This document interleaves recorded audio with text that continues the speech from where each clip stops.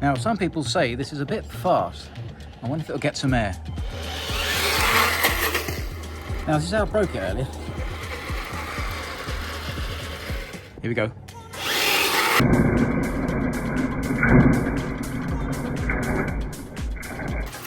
Yep, that broke it again. But don't worry, this video will show you how to fix it, and I'll put a link where you can get the parts in Banggood. Hi all. I have something embarrassing to admit to. Because this little thing goes so fast, I may have been trying to jump it over a ramp. Yeah. It does it though, it goes quite a way. But I managed to snap across here this front suspension arm on the Horseman suspension. Horseman? Well, you know what I mean. So I've glued it back together again. I thought I'd just quickly show you how it all goes together. Now this bit is the pin that goes into here. And there are two parts. There's the actual pin that holds it on and the shaft. And then you have this screw which then goes into there. So you should, if you look at that, be able to get a brass nut that's long enough. I mean, it doesn't be long, it's just got to be used as a thing to be able to screw this in. All right, and in fact, I think you can even use a shaft to screw that in first and then put a fake nut on the top that doesn't have much to do with it. Yeah, the actual size of the shaft of the screw is 2.8. Let me just quickly show you. All right, so that's 2.8. Okay. I'm just going to quickly show you how you put it all back together again. Now, this is like the spring setup. And these metal pins go through... So I should have taken the tracks off. The two holes, I don't know if you can see it. Under there, there's two holes. You see them? And these go up and down in those two holes.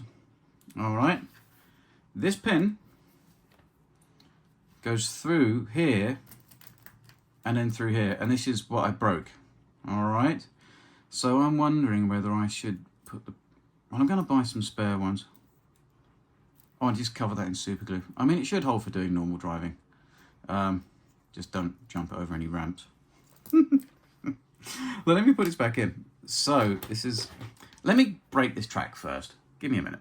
Okay, so to put this back in, I would place this in first, up there.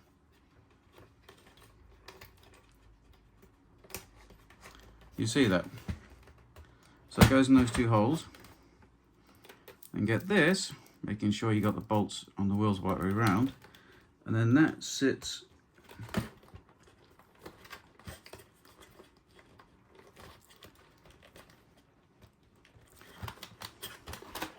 in the cradle there. Okay, and then this pin goes through this hole. Okay, so that's in, and that won't fall out now, because as you can see, it goes into a slot in there. Sorry about it, it's all hands all over the place. You see that now? So that fits like that, and that allows the up and down movement. And then the bigger pin, this one, you just put these two together. That goes in there. It goes all the way through. Then that is screwed in. And I'm pretty much sure you could probably screw that in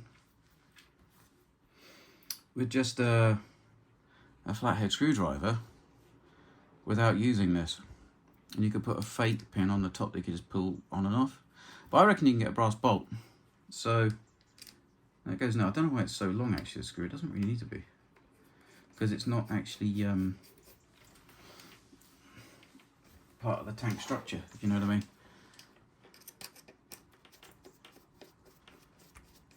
Whoops, sorry. And then it screws in.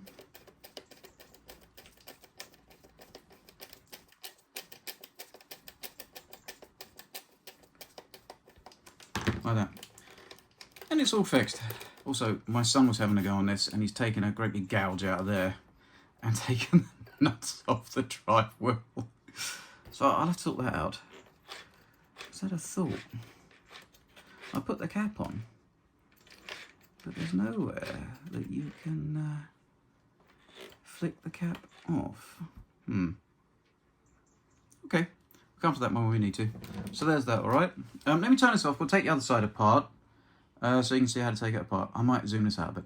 Just a quick one, fellas. When you re-unscrew these, you're like, oh, this is just unscrewed and I can't get this out. No, like I said, if you just get a flathead screwdriver,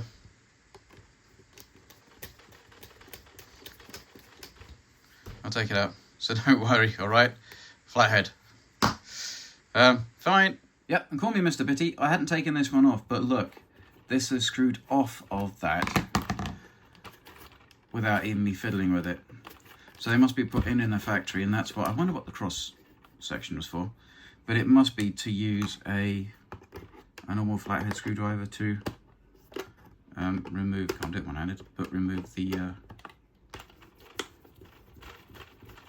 inner post. All right. Okay, so don't worry about it. If that happens to you, don't worry. And in fact, if you're just replacing it with a brass bolt head, you don't have to take the suspension apart if that comes apart as easily like that.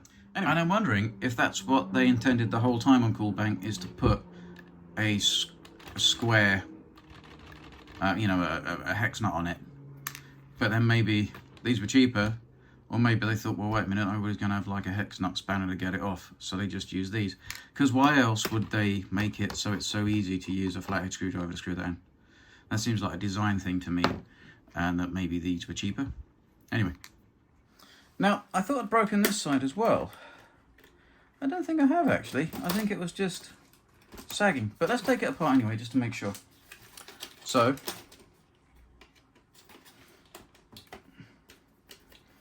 take that off.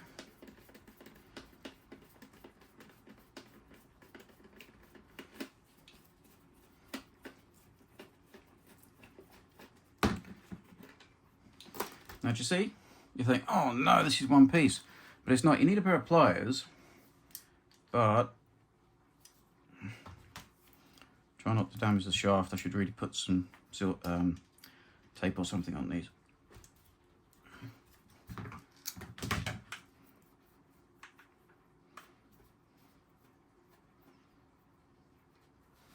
Voila. All right. So that's that. So really, I'm pretty much sure you can get a bolt or something in brass that's squared off. I'm sure you can. So there's that bit. Oh, and if you're just fixing it, you don't need to take that out at all. It's only if you want to modify it. And then you like this pin. Now this pin, if you depress it, get some pliers, pull the pin, and the whole suspension unit comes out. And I didn't break it. It must just been the other side. So, but see how that all works? All right, so that's how you would disassemble it. Okay. And then you got the little unit, which you can replace. So I might put the front broken unit, which takes most of the force, on the back, and put the one that isn't broken on the front, or just get a spare ray. Anyway, so I thought you might just like to see how this all comes apart and how to put it back together in case you do break anything. All right. And that's the two holes. And I'm sure you could sort out a way of getting it so you could put two little compressed coil springs in there without having these popping out through the holes. Because you could put two pins. Yeah, what you could do is you could use what's here. I can understand why they do that for putting it back together, because it'd be a bit of a nightmare, wouldn't it? But you could put two pins into those holes, cut them off so that it holds the springs, and then leave two little pins at the bottom here, inside here, and then the springs should do their job, and you could put two fake compressed springs on the top of that, couldn't you? But anyway, I'm not going to be doing much of it. Like I said, I'm not big in the Second World War stuff. I only got this because it looked kind of cool. I am looking forward, though, to the Mark III Crusader. I want that, and I'm going to do a job on that. This, maybe not so much. This is a bit of a toy to me. It's not really a toy, but it's just, you know, I've never been a massive fan of the Stuart tank. I thought they looked outdated before they was even in theatre. To be honest with you, the shape of them and everything. Oh, I may have rolled it over when I broke the front thing, because the barrel's metal, because I've just taken the paint off it. So look, let me put this back together again, and I will see you guys later. Yeah, you know what that is, don't you? Look, TTFN, and I will see you soon. Bye! Oh, if you'd like to subscribe, share, buy me a coffee. No, I haven't got that because I don't. See, saying there's all this membership stuff they're trying to feist on me to make people become members to the channel and all the rest of it. I'm not going to do it. I think it's all very cringeable, all of that. You know, next thing you know, I'll be raffling things. I just thought I'd show you with all the fixes done. It's just glued together at the minute. I'm waiting for the spares to come from Banggood. All right. Oh, we see the smokers working again. So I think now this is on the lower setting of driving.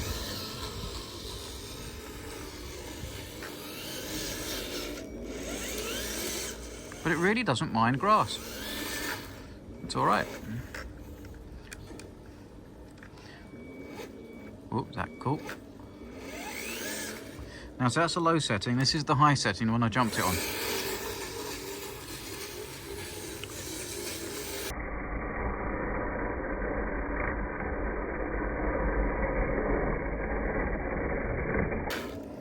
It's not a bit fast, it's exceedingly fast.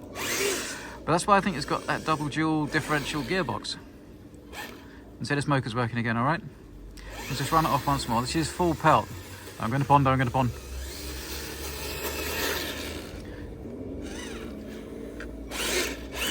So to be honest with you, it gets some air when it's just normally working. It might be an idea if they make those suspension arms out of metal, but the reason why they're not dodgy, it's you shouldn't do what I did to it, but where they're molded, there's a hollow. They're not solid. They're hollow around the edges, and it's just basically the edges holding the strength, and the top half and the edges just crack, and then it all falls apart. All right, but anyway, that's the speedy little Gonzales that is the Stuart tank. I think scale speed, that'll be like 102 miles per hour or something. Anyway, look, see you fellas, have a nice weekend.